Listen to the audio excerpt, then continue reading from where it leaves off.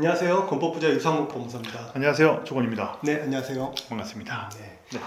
우리 지난 시간에 네. 일반적으로 우리가 신축하기에 되게 좋다라고 네. 하는 코너 땅에서도 코너 땅. 도로 폭과 그 코너 땅의 각도에 네네, 맞아요. 따라서 맞아요. 도로로 건축선이 후퇴되면서 맞아요. 손해가 생길 수 있다는 부분을 배워봤어요. 맞아요. 그렇죠? 네, 맞습니다. 저번 시간에 한번 내 배운 내용을 한번 정리해 본 거예요. 음. 그런데 오늘 그 대표님께서 말씀해 주실 내용이 네네. 지난번에 깎인 그 손해보다 네. 훨씬 더 큰 손해가 날 수도 있다. 아, 그럴 수 있는 사례도 있고 실제로 네. 그럴 수가 있는 가능성이 큰 게 네. 코너 모퉁이에서 후퇴하는 것보다 음. 더 큰 후퇴가 생길 수 있는 그 여지가 있는 부분이 있어서. 아, 그래요. 그럼 결국 도로와 관련된 내용이겠네요. 네, 맞아요. 네. 그 네. 내용 한번 설명 좀 해주시죠. 네, 오늘 이야기할 게 그 도로 후퇴와 건축선에 대해서 이야기를 하려고 해요. 그래서 네.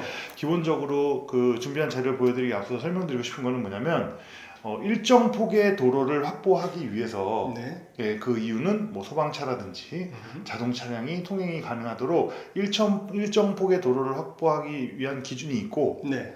그 폭이 안 되었을 때는 내 땅을 내주어서라도 그 도로의 폭을 확보해야 된다 이거예요. 일단 건축 허가를 위해서는 우리 대지가 음. 도로에 접해야 되잖아요. 그렇죠. 그 접하는 도로가 보통 4m 도로라고 알고 있잖아요. 그렇죠. 그 기준부터 네. 한번 네. 설명을 드려볼까요? 네. 네, 그래서 자료를 보시면 도로 확보의 기준이 있습니다. 그래서 이렇게 정리를 했는데요. 네. 지금 유범무사님 말씀하신 게 이제 일반적인 경우예요. 네. 네.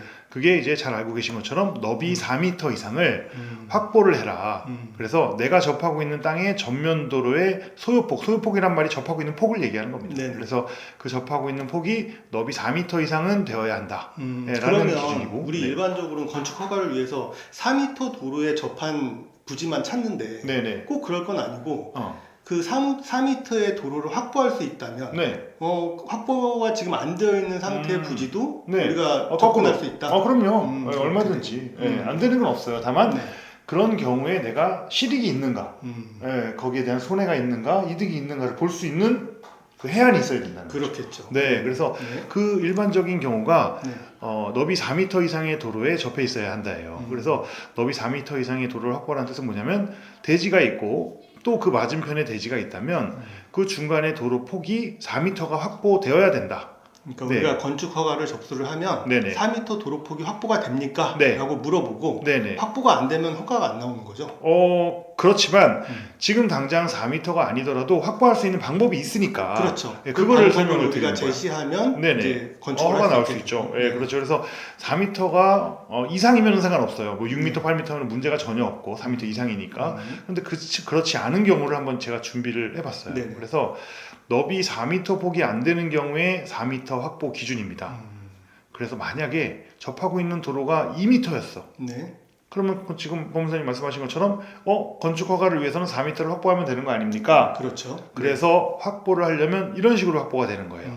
네, 그래서 4m 도로를 확보하기 위해서 내 대지에서 각각 1m씩 후퇴해서 기존의 2m 도로폭을 한쪽에서만 2m 후퇴하는 거 아니에요. 각각 마주보고 있는 땅이 절반씩 1m씩 1m씩 후퇴해서 4m 폭을 확보해라 이 얘기입니다.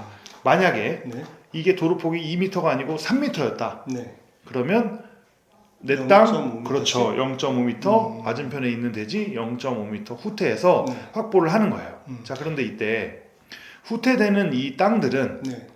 도로로 편입됐다고 후퇴됐다고 보셔야 되기 때문에 나중에 건축을 하더라도 내 땅의 면적에서 별도로 제외된다라고 생각을 하셔야 돼요. 그러니까 내 땅을 저렇게 뺏기는 일이 생기니까 네네. 우리는 땅을 찾을 때 가능하면 4m 도로가 이미 확보되어 있는 땅을 찾는 거네요. 그렇죠. 네, 그 이상이면 이런 계산은 안 해도 되니까. 네, 그런데 이제 뺏긴다는 표현이 뭐 사실 뭐 비슷하긴 하지만 정확히 얘기하면 뭐 구청에 이거를 내가 뭐 기부 체납해야 된다.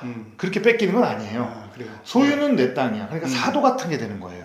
네, 소유는 내 땅이지만 사실상 재산권 행사를 뭐 여기다 건축을 하기도 안 되고 이 기존에 있는 대지와 분리된다는 개념으로 생각을 하셔야 되기 때문에 용적률이나 건폐율에서도 빠지고 차라리 그럴 거라면 지자체에서 저 땅을 사줬으면 좋겠다. 아, 나중에는 사겠다고 합니다. 아, 그래요? 근데 언제 살지 모르죠. 항상 예산은 부족하니까. 네. 네, 그렇습니다. 그래서 이렇게 도로가 후퇴가 되는 건데 이게 1m 이런 기준으로 제가 설명을 드리니까 1m 후퇴 정도 뭐 얼마 안 되는 거 아니야 라고 생각할 수 있는데 예를 들어서 이 도로에 접한 길이가 네. 이 길이가 20m다. 그럴 수 있거든요. 네. 20m가 접해 있으면 1m만 후퇴해도 20제곱미터. 그러니까 전체 도로에 접한 전체 면을 다 후퇴해야 아, 그렇죠. 이 그림대로 그림대로 이 네. 도로의 길이에 1m씩 후퇴해서 이 색깔만큼 후퇴가 되는 거예요. 그러면은 이 후퇴된 면적은 20제곱미터, 6평 정도 후퇴가 되는 거예요. 그렇네요. 네, 작지 않죠. 엄청나게 크죠? 네, 그렇죠. 네, 그리고 질문이 있어요. 네. 그러면 지금 저 1m 폭을 후퇴해야 된다고 그랬어요. 근데 맞은편 대지도 네. 같이 신축을 하면 모르겠는데 네. 맞은편 대지는 아직 신축을 안 하고 있는 구축이거든요. 네, 좋은 질문이에요. 도로 확보를 안 했어요. 네네네. 그러면 내가 1m를 후퇴해도 3m밖에 안 되잖아요. 네네, 맞아요. 그래도 건축허가 나옵니까? 나옵니다. 네, 그거는 이 땅에 있는 건물도 언젠가는 도로를 이렇게 후퇴를 해서 건축을 할 거라고 보고 왜냐면 재산권을 뺏기게 되는 건데 그렇죠. 네, 나 혼자만 후퇴를 먼저 신축한다고 나 혼자 후퇴하라 그러면 그거는 많이 억울하니까 네, 그렇죠. 그래서 그 다음 기준을 한번 볼게요. 일반적인 경우 4m 이상 받고 그 다음에 막다른 도로의 경우가 있어요. 이건 무슨 말이냐면 말 그대로 막다른 길의 끝이 막혀 있는 도로를 얘기하는 거예요. 한쪽이 막혔겠죠? 네, 그렇죠. 한쪽이 막혔겠죠. 네. 그래서 그게 길이가 10m, 10에서 35m, 35m 이 세 가지 기준으로 나누고 있는데 자, 지금 보시면 이게 제가 지적도를 그냥 랜덤으로 하나 뽑은 거예요. 그래서 보시면 지적도에 이 도로에서 이 통과도로 큰 도로에서 여기 지금 보이시는 이 도로 끝에가 이렇게 막혀 있죠. 예, 대지로 막혀 있잖아요. 그렇죠? 이런 걸 이제 막다른 도로라고 하는 거고 그냥 뭐 네이버 지도나 이런 지도상에서 봤을 때 이 위치예요.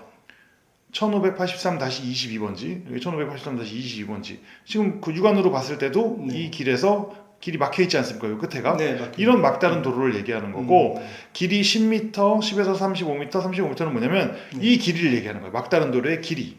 저 통과도로라고 얘기하는 저 초입부터 네, 그렇죠. 도로의 끝. 그렇죠. 네, 그래서 그 길이가 10m 미만인 경우에는 너비 2m를 확보하라고 했고 그리고 10에서 35는 3m 그리고 35m 이상은 6m 이상 확보하라는 겁니다. 6m면 상당히 넓은 폭을 확보하라고. 그렇죠. 그래서 아까 그 기준을 한 번 더 적용해 보면 이 막다른 도로에 35m 이상이어서 막다른 도로의 폭을 너비를 6m 이상 확보해야 되는 경우가 있다라고 하면 아까 사례처럼 도로 폭이 기존에 2m였다면 지금 보시면 6m를 확보하기 위해서 각각 2m 폭 2m로 후퇴해야 되는 거고 이게 만약에 접해 있는 면이 아까처럼 20m였다 라고 그러면 40제곱미터 약 한 12평이 후퇴되는 거예요. 그런데 뭐 땅이 너무 크면 물론 땅이 커도 이렇게 뭐 6평, 12평씩이나 후퇴되는 건 좋은 일이 아니지만 땅이 작은 경우 예를 들어서 50평이라고 생각을 해보자고요. 그럼 50평에서 12평이 빠지게 되면 한 4분의 1 날아가네요. 내가 쓸 수 있는 건 38평이에요.